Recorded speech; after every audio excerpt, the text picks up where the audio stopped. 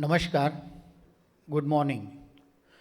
All India cooperative banking summit and award 2025 में सभी का हार्दिक स्वागत है। Myself Vithal Danani, CEO MD Varachha cooperative bank, Surat, Gujarat. आज का ये जो शुभ दिन है उसमें हम लोग सहकारिता और सहकारी बैंक के बारे में बात करने का है, लेकिन अभी ये जो international year of the cooperative 2025 अभी चल रहा है, तो ये कोऑपरेटिव इंटरनेशनल कोऑपरेटिव ईयर की सभी को हार्दिक शुभकामनाएं। कोऑपरेटिव क्षेत्र की जो बात करने का है तो हमारी जर्नी 125 साल पुराना है और कोऑपरेटिव बैंक इंडिया के बारे में जो मैं बात करूंगा तो मोर देन 1400 से ज़्यादा कोऑपरेटिव बैंक अभी काम कर रही है। हमारे मेहता साहब नापकेप के पूर्व अध्यक्ष, अभी अम्ब्रेला ऑर्गेनाइजेशंस के अध्यक्ष जो अभी काम कर रहे हैं, वो हमेशा बोलते रहते हैं कि कोऑपरेटिव सेक्टर में हमारे पास सारस्वत जैसा 80,000 करोड़ का बिजनेस चलाने वाली बैंक भी है और 40 लाख या तो 4 करोड़ का बिजनेस चलाने वाली एक छोटी सी यूनिट बैंक भी है। तो ये जो कोऑपरेटिव बैंक के विभिन्न क्षेत्र के माध्यमों से फाइनेंशियल इंक्लूजन के बारे में काम कर रहे हैं। अभी हम लोग सेंट्रल रजिस्ट्रार कोऑपरेटिव में एक नेशनल लेवल में सहकारी मंत्रालय भी हमारे लिए एक काम अच्छी तरह से कर रहा है। हमारा नापकेप के योगेश शर्मा जी यहाँ बैठे हैं, वो काफ़ी मेहनत करके कोऑपरेटिव बैंकों के लिए भी अच्छी तरह से काम कर रहे हैं, लेकिन हम एक रूढ़ी में काम कर रहे हैं। यहाँ से बाहर निकलने का जो इतना मेट्रो सिटी है, बॉम्बे है या तो दिल्ली या तो जो बड़ा बड़ा सेंटर है, इसमें जो कोऑपरेटिव बैंक काम कर रहे हैं वो लाइकली प्राइवेट सेक्टर के हरोड़ में या तो इनके कंपटीशन में काम कर रहे हैं।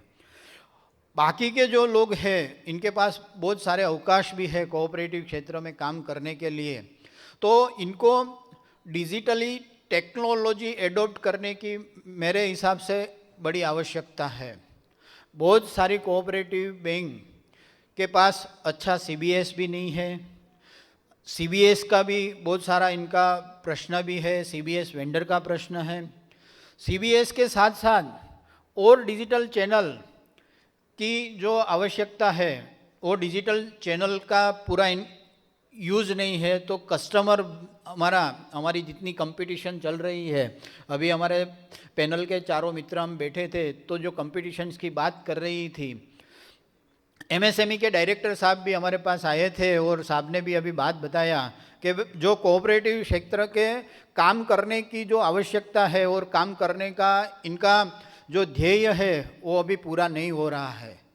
तो इनके लिए हमको सबसे ज़्यादा पहले तो एक ढांचे से बाहर निकल के अपने मैनेजमेंट, बोर्ड ऑफ डायरेक्टर और जो रिजर्व बैंक कह रही है कि बोर्ड ऑफ मैनेजमेंट और बोर्ड ऑफ डायरेक्टर में प्रोफेशनलिज्म लाने की खूब ज़रूरत है। वो प्रोफेशनलिज्म आएगा तो साथ साथ में हमारा जो एम्प्लॉइज़ है वो एम्प्लॉइज़ में भी प्रोफेशनलिज्म की भी ज़रूरत है। इनको टेक्निकली साउंड करने की ज़रूरत है। बैंक को टेक्नोलॉजी में बहुत सारी कोऑपरेटिव बैंक के पास अभी मोबाइल बैंकिंग नहीं है, नेट बैंकिंग भी नहीं है।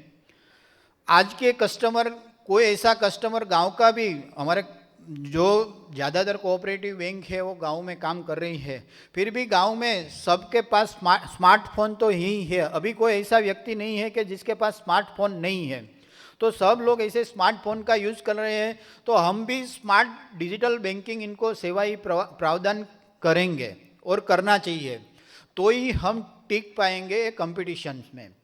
हमारे पास अभी कॉमर्शियल बैंक की कंपटीशन से प्राइवेट सेक्टर बैंक की भी है, स्मॉल फाइनेंस बैंक की भी है। तो इतने सारे कंपटीशंस के अंदर हमको टिकने का है, तो डिजिटल टेक्नोलॉजी की खूब खूब आवश्यकता है। डिजिटल टेक्नोलॉजी के माध्यम में अभी एनपीसीआई इतनी सारी प्रोडक्ट लॉन्च कर रही है, एनपीसीआई की ओर से कितनी बहुत सारी ई मैंडेट आ गया, नाच आ गया। अभी कस्टमर को जो ऑन बोर्डिंग डिजिटलाइजेशन करने का है, रिजर्व बैंक ने भी अभी एक इनिशिएटिव लिया है कि डिजिटल लैंडिंग करने की बारे में पायलट प्रोजेक्ट अम्ब्रेला ऑर्गेनाइजेशन की ओर से एक डिजिटल लैंडिंग का पायलट प्रोजेक्ट भी चल रहा है। मेरी बैंक उसमें अभी पायलट प्रोजेक्ट में, और 5-7 बैंक इंडिया की कोऑपरेटिव बैंक वो पायलट प्रोजेक्ट में शामिल हुई है। तो कस्टमर को डिजिटल लैंडिंग करने के लिए सबसे पहले सभी बैंकों को अच्छा सीबीएस की ज़रूरत है। ओपी शर्मा साहब, आपको एक निवेदन में करता हूँ कि आपका जो अम्ब्रेला ऑर्गेनाइजेशन है बहुत अच्छी बात है, काम भी अच्छा कर रहा है, लेकिन इनको अभी आप सर फुल फ्लेज में बहुत अच्छी तरह से आगे बढ़ने का, और सभी बैंकों को पहली जो बेसिक रिक्वायरमेंट है सीबीएस सॉफ्टवेयर की, तो ये अम्ब्रेला ऑर्गेनाइजेशन के माध्यम से अच्छा सीबीएस प्लेटफॉर्म पूरा हो सके, इसी में आपको सर करबद्ध निवेदन कर रहा हूँ। साथ साथ में डिजिटल टेक्नोलॉजी की मैं जो बात कर रहा हूँ, तो रिजर्व बैंक का भी हर रोज़ कोई न कोई आप इनकी प्रेस रिलीज में पढ़ते होंगे कि इतनी कोऑपरेटिव बैंक पेनलाइज हुई है। तो जो पेनलाइज हुई है वो पेनलाइज का गवर्नेंस का मेरे पार्टनर अभी बात करेंगे आपके साथ। नामको बैंक के सीईओ साहब अभी आपसे गवर्नेंस के बारे में बात करने वाले हैं। तो गवर्नेंस का पैरा भी डिजिटलाइजेशन में आप जाएंगे तो जो पेनल्टी से है उसमें हम लोग बच सकते हैं। बाकी की जो बात कर रहा हूँ मैं, तो रिजर्व बैंक हम सोच रहे हैं कि कोऑपरेटिव सेक्टर को ख़त्म करने वाली है, ऐसा नहीं है। हमको इनकी जितनी भी गाइडलाइन है इनका जो हम लोग फॉलो करेंगे तो हमको कोई पेनल्टी का ऐसा अवकाश नहीं रहेगा। वो बोल रही है और जो हम लोग कर रहे हैं वो अलग तरीके से अलग ढंग से काम कर रहे हैं, तो ज़रूरत ही हमको पेनल्टी होने वाली है। साथ साथ में डिजिटल टेक्नोलॉजी के बारे में मेरे को बात करने का है, तो अभी साइबर सिक्योरिटी की बात कर रहा हूँ। तो साइबर सिक्योरिटी अवेयरनेस का भी कोऑपरेटिव बैंकों को बहुत ज़रूरत है, उसमें सख्त काम करने की भी ज़रूरत है। रिजर्व बैंक बोल रही है कि आप वीएपीटी करवाओ, आईएस ऑडिट करवाओ, गैप एनालिसिस करवाओ, सर्टिन पैनल इम्प्लीमेंट जो है इनका सर्टिन का ऑडिट करवाओ।